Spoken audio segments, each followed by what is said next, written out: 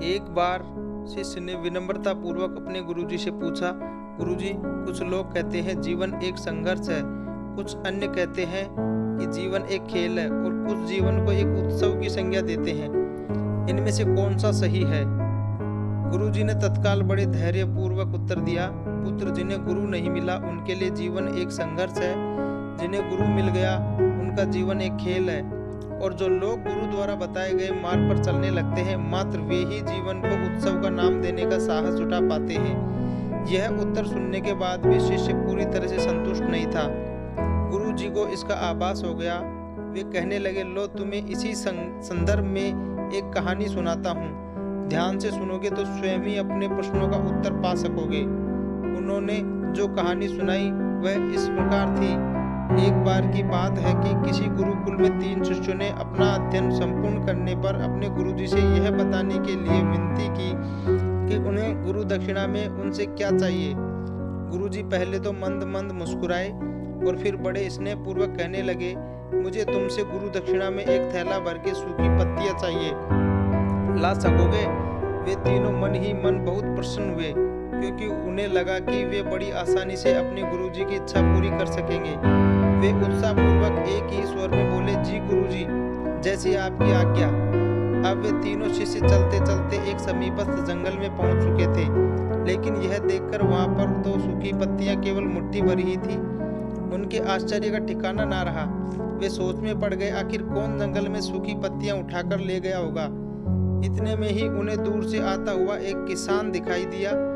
वे उसके पास पहुंचकर उससे विनम्रता पूर्वक याचना करने लगे कि वे केवल उन्हें एक थैला भरकर सूखी पत्तियां दे दे।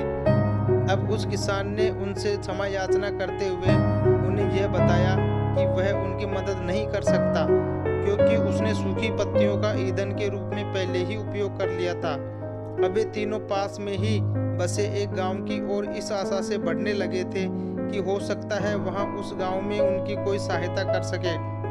वहां पहुंचकर उन्होंने जब एक व्यापारी को देखा तो बड़ी उम्मीद से उससे एक थैला भर सूखी पत्तियां देने के लिए प्रार्थना करने लगे, लेकिन उन्हें फिर से एक बार निराशा ही हाथ आई, क्योंकि उस व्यापारी ने तो पहले ही कुछ पैसे कमाने के लिए सूखी पत्तियों के दोने बनाकर बेच दिए थे।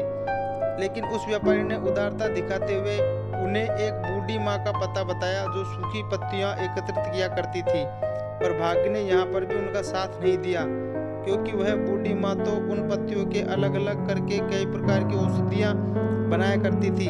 अब निराश होकर वे तीनों खाली हाथ ही गुरुकुल लौट गए। गुरुजी ने उन्हें देखते ही स्नेहपूर्ण पूछा, पुत्रों, ले आए गुरु दक्षिणा?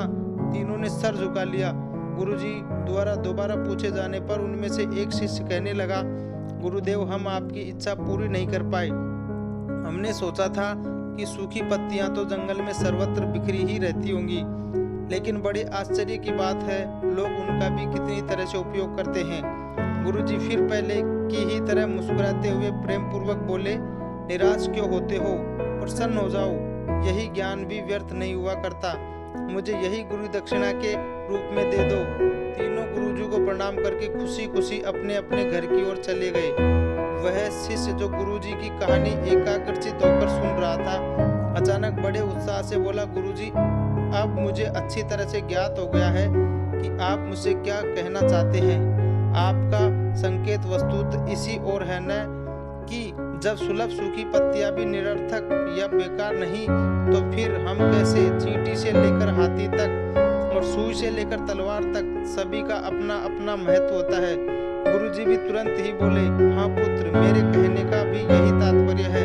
जब हम किसी से मिले तो उसे यथा योग्य मान देने का भरसक प्रयास करें, ताकि आपस में स्नेह, सद्भावना, सहानुभूति और सहिष्णुता का विस्तार होता रहे और हमारा जीवन संघर्ष के बजाय उत्सव बन सके। दूसरे, यदि जीवन को एक खेल ही माना जाए तो बेहतर यह होगा कि हम निरपेक्ष, स्वास्थ्य एवं शांत प्रतियोगिता में ही भाग लें और अपने निष्पादन तथा निर्माण को ऊंचाई के शिखर पर ले जाने का अथक प्रयास करें। अब शिष्य पूरी तरह से संतुष्ट